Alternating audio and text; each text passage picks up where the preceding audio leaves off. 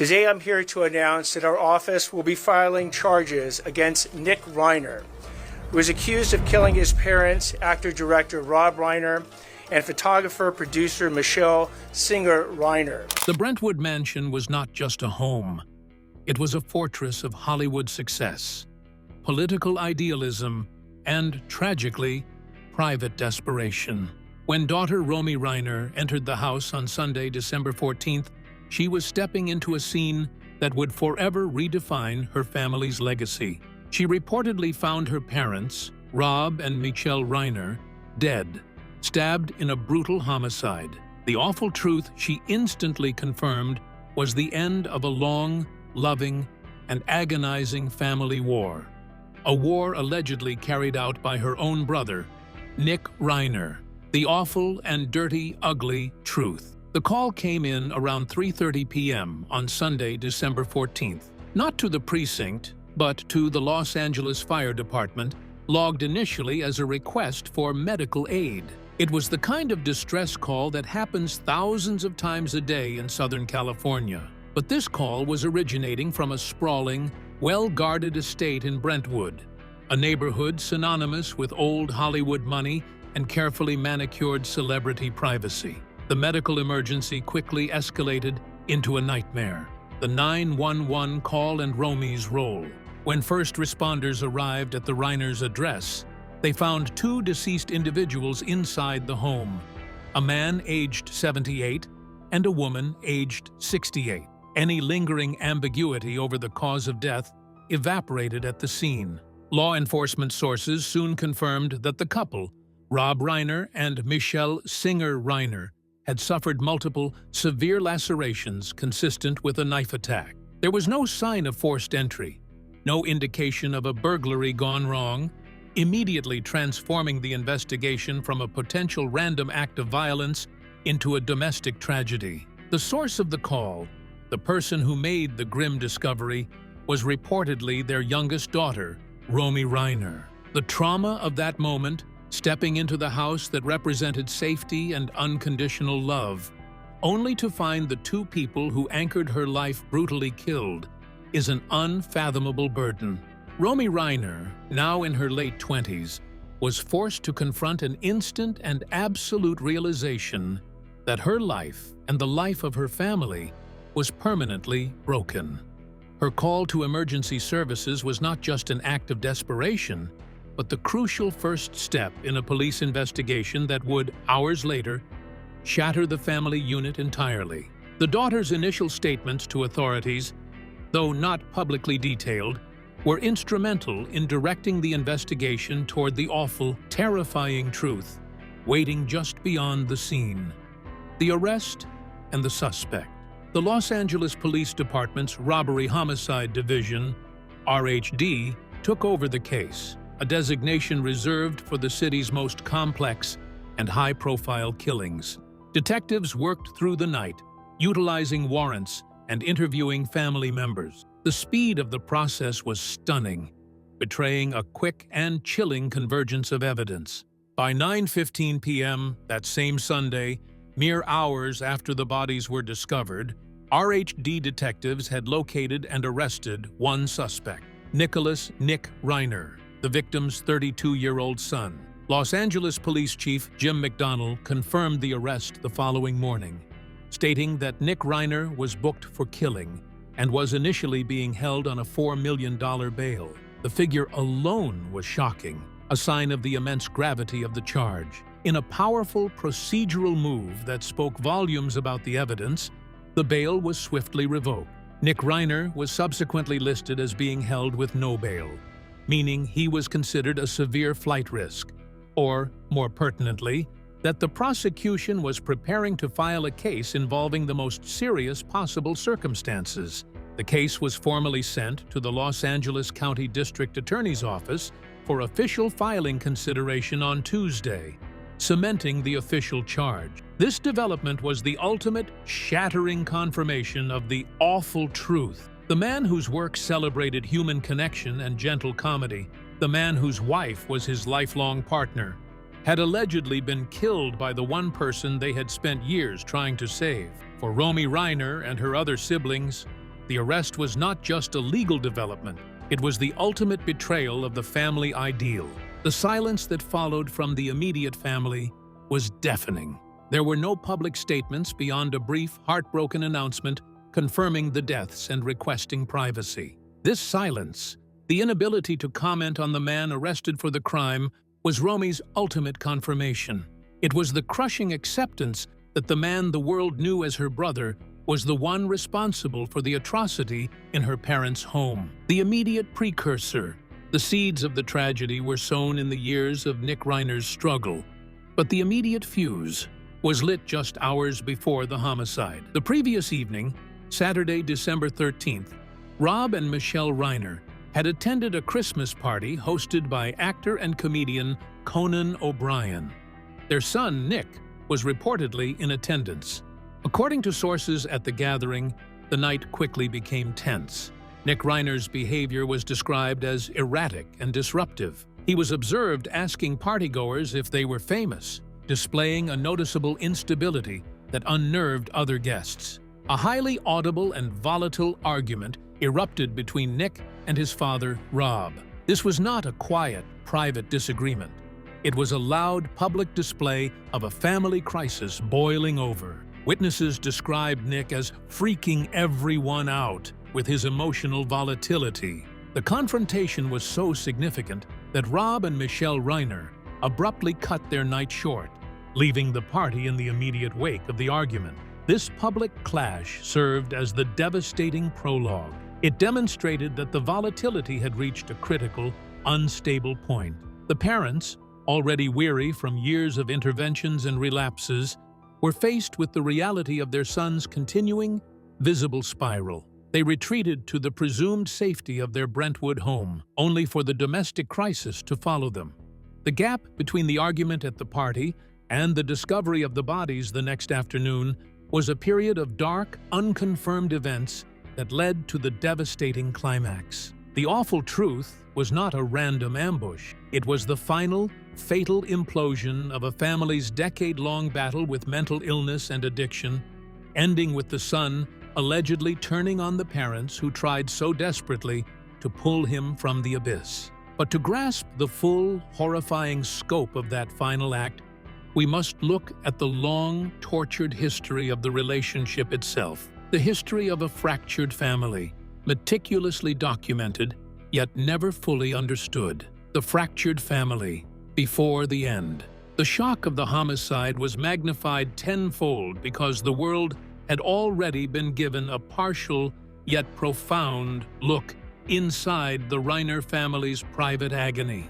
This was not a sudden tragedy. It was the final, violent collapse of a structure that had been eroding under relentless strain for over a decade. Nick Reiner's path was marked by public knowledge of severe addiction and mental health battles that began almost as soon as he hit his teens.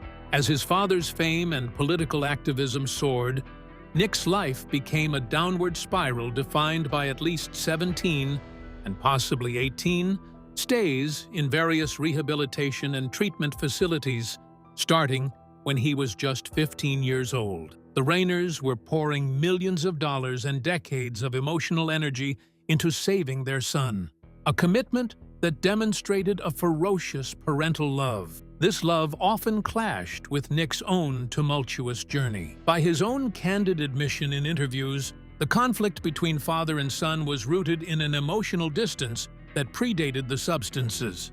"We didn't bond a lot as a kid," Nick explained in 2016, noting that while Rob connected with his older son Jake over baseball, Nick felt disconnected. This emotional chasm was then widened by the addiction and the subsequent interventions. The cycle of rehab and relapse eventually brought him to the streets.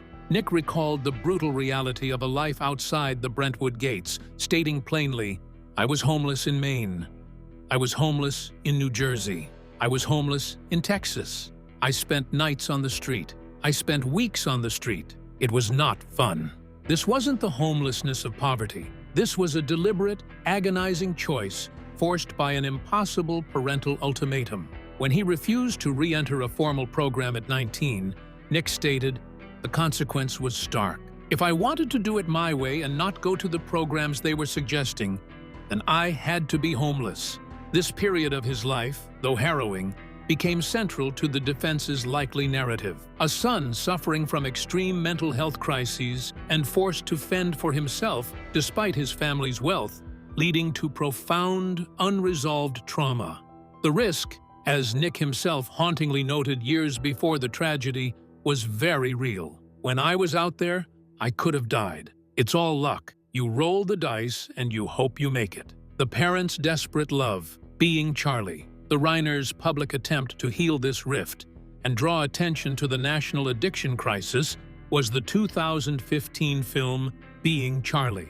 Directed by Rob Reiner and co-written by Nick, the film was a semi-autobiographical account of an addicted young man clashing with his famous, politically active father. Rob Reiner admitted the process was less like filmmaking and more like therapy.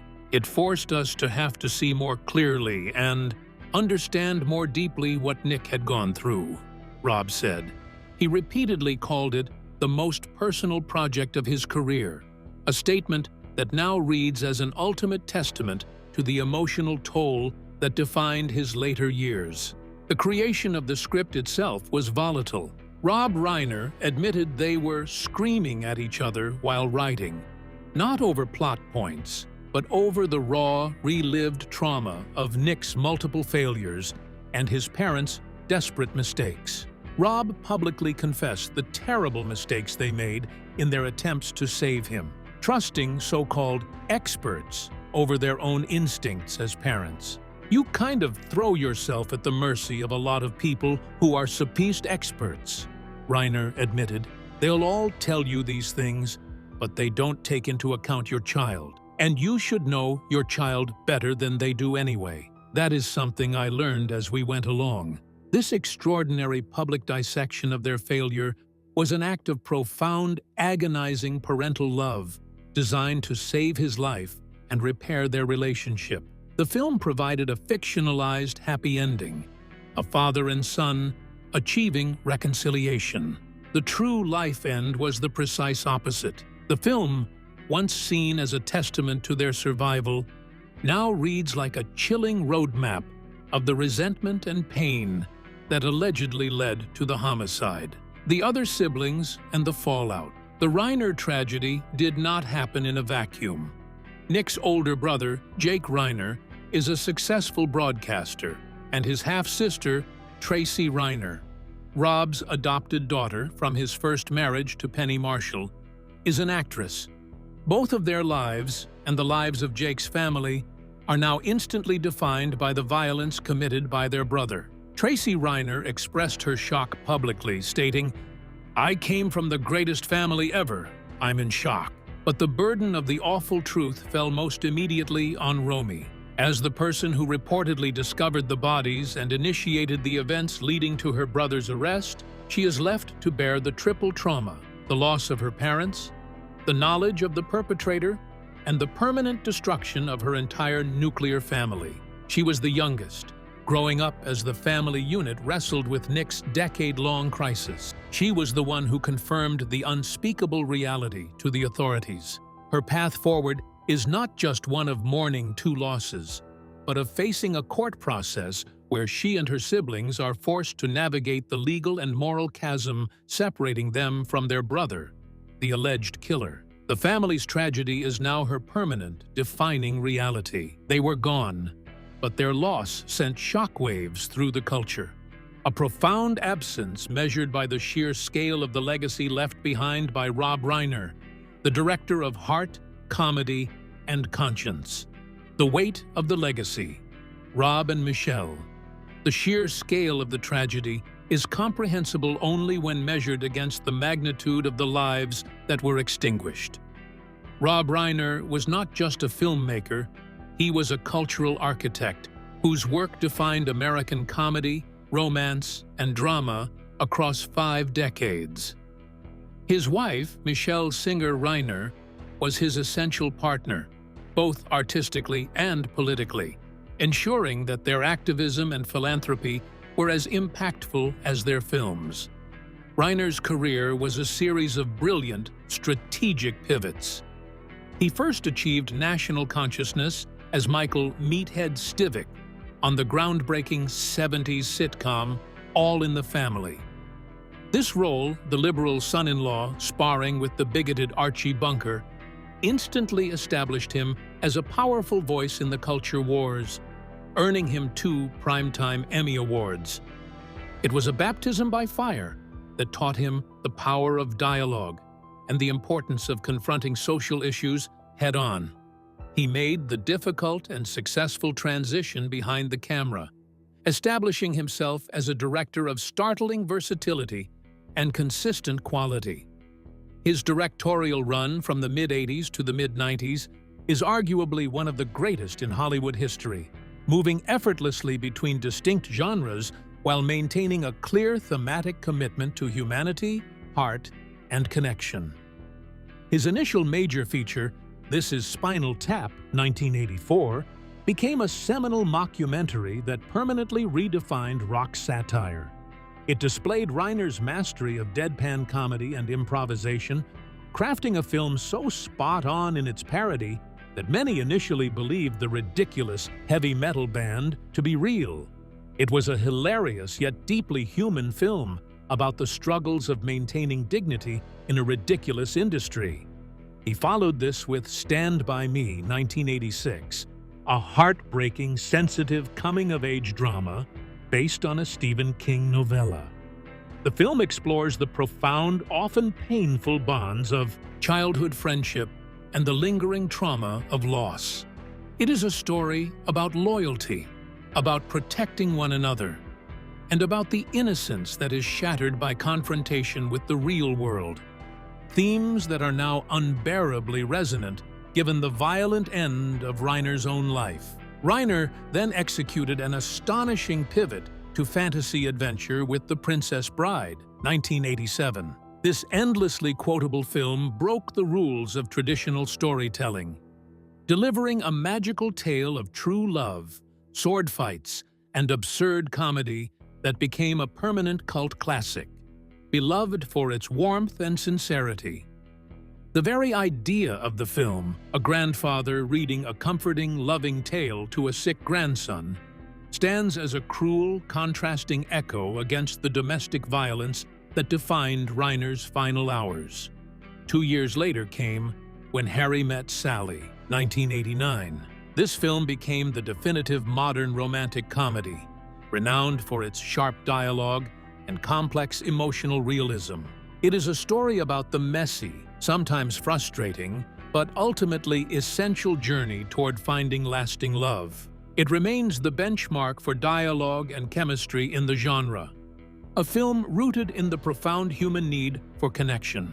He then took a dark turn with Misery, 1990, based on a Stephen King novel, which became a tense psychological horror film. It showcased his command of suspense, drawing an Oscar-winning performance from Kathy Bates as the terrifying superfan Annie Wilkes. This film, which deals with obsession, captivity, and violent, destructive behavior in a domestic setting, provides the most chilling premonition of the terror that would eventually invade Reiner's own home.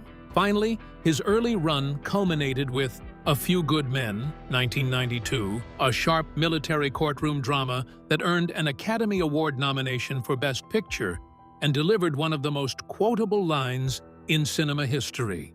It is a film about justice, accountability, and the painful search for the truth, concepts that would soon be brutally tested in the court case surrounding his own death. The common thread weaving through all these works was an unparalleled empathy. Whether dealing with teenage angst, fantastical romance, or military justice, Reiner made films about people trying to connect, understand, and do the right thing. This public commitment to decency and emotional truth stands in horrifying contrast to the alleged nature of his death. The man who made us believe in happy endings and the power of love was met with a violent finality. Michele's essential contribution, the power of Reiner's second act as a director, cannot be separated from his partnership with Michele Reiner. She was a talented photographer and creative collaborator whom he met on the set of When Harry Met Sally. They married 7 months later, in 1989.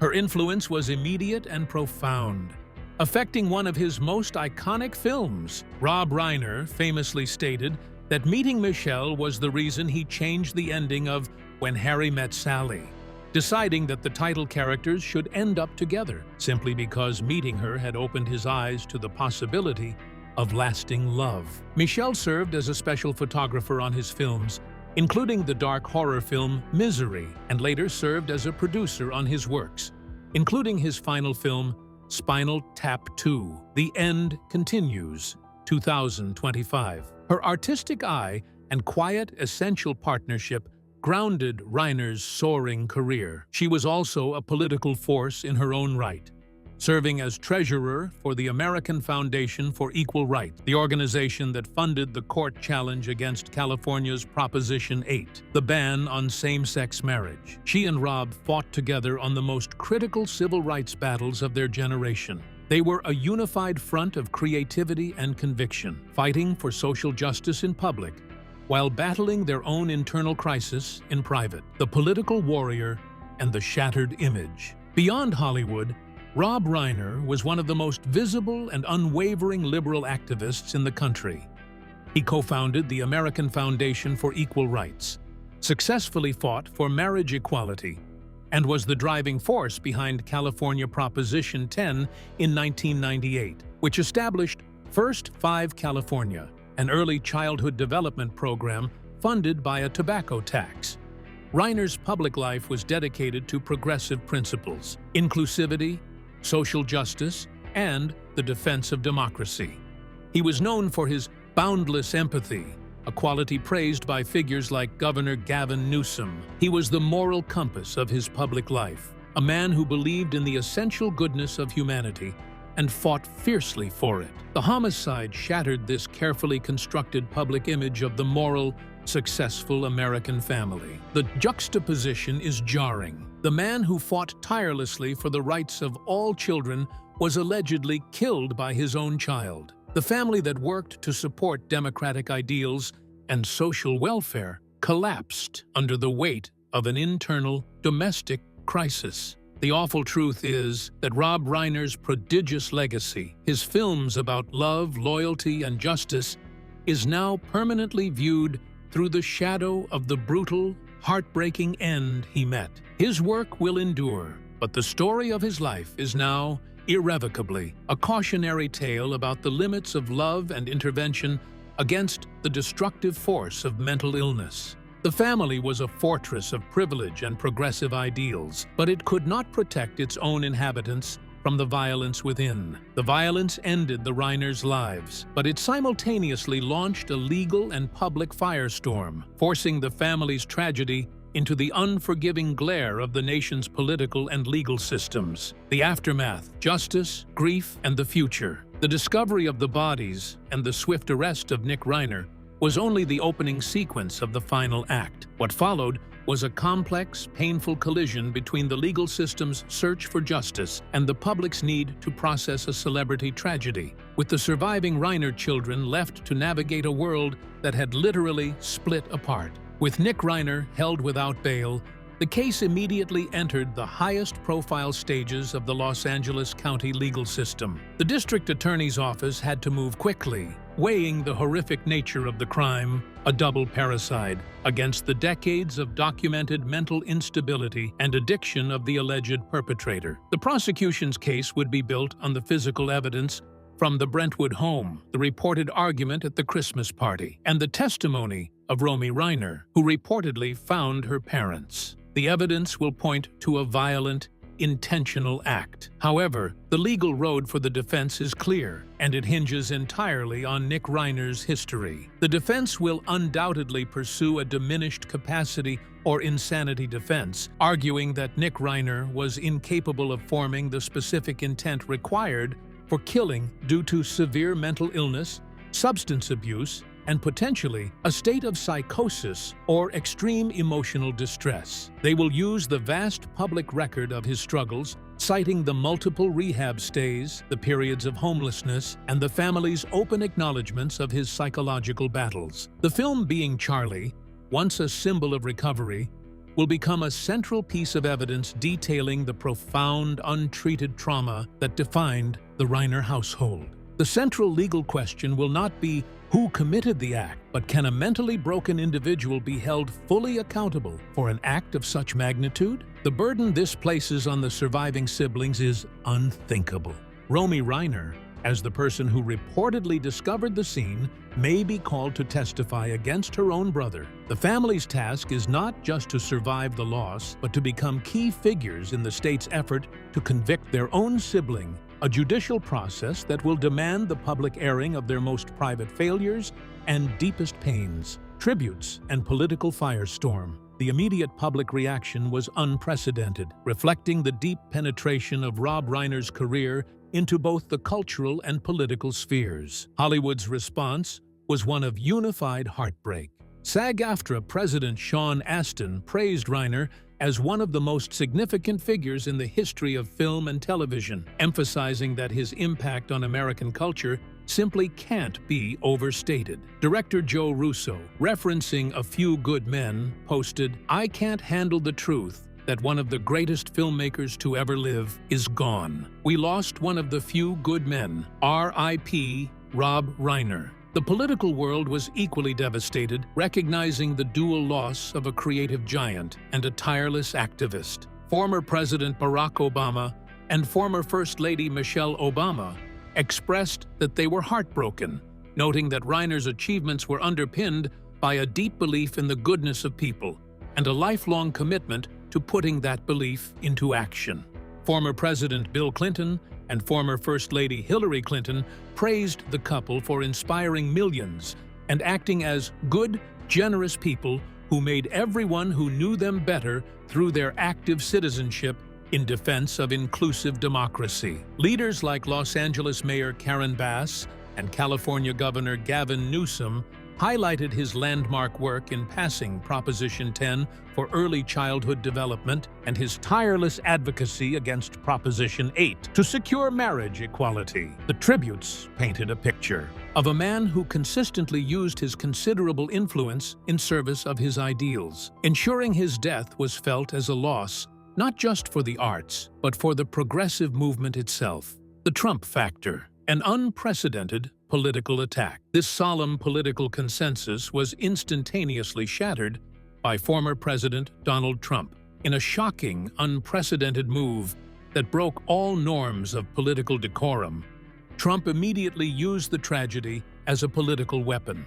Trump wrote on his social media platform that Rob Reiner and his wife reportedly died due to the anger he caused others, with Trump derangement syndrome. He followed up later, calling Reiner a very bad for our country and a deranged person, accusing him of fabricating the Russia hoax. The cynical, raw political attack, delivered hours after the bodies were discovered, was a staggering testament to the intensity of the political polarization Reiner helped highlight and amplify through his vocal activism. The reaction to Trump's comment was one of immediate, near-universal condemnation that transcended party lines. Both Democrats and Republicans criticized the statement. Republican critics included longtime opponents of Trump, as well as staunch allies like Congresswoman Marjorie Taylor Greene, who called it a family tragedy, not about politics or political enemies. This firestorm ensured that Reiner's death was not just a news story about violence and grief, but an immediate, raw flashpoint in the nation's ongoing culture war, securing his legacy as a political figure even in his tragic end. The legal battles and the public spectacle are transient. The enduring scar remains with the survivors. The awful truth Romy Reiner confirmed on that Sunday afternoon is the permanent destruction of the family unit. There is no recovery from a domestic tragedy of this nature. The Reiner children are faced with two immediate, paralyzing tasks: mourning the violent loss of their parents, while simultaneously dealing with their brother as an alleged killer. The financial privilege they possess will not shield them from the legal and emotional necessity of confronting Nick in court. Their love for their brother, however fractured, must now be weighed against the horrific crime he allegedly committed. The family's task is to navigate the legal process with grace and seek a form of justice that honors their parents' memory, even if that means a form of mercy for their troubled brother based on his mental state. The story of the Reiner family, once a shining example of Hollywood success and progressive idealism, is now a cautionary tale of the devastating limits of love, intervention, and wealth against the onslaught of addiction and mental illness.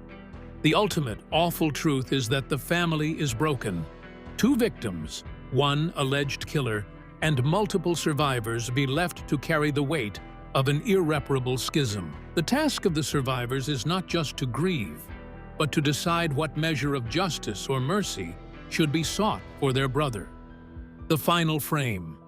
The camera has pulled back on the Reiner family story, revealing a final frame that is devastating and irreversible. It is a story not of sudden disaster, but of a slow-moving family crisis that finally reached its catastrophic, violent conclusion. The awful truth, Romy Reiner confirmed that Sunday, was that the decades of love, resources, and intervention were not enough to save her parents from the one person they were trying hardest to save. Rob Reiner's films will continue to be viewed, but every moment of warmth and connection on screen will now carry the weight of the chilling domestic discord that defined his private life. The final painful message of the Reiner family is a profound one, that no amount of fame, fortune, or political goodwill can guarantee safety or peace when the true battle rages inside the home. The American public and the surviving Reiner children are left only with the silence and the scars, the permanent, tragic confirmation of the awful truth.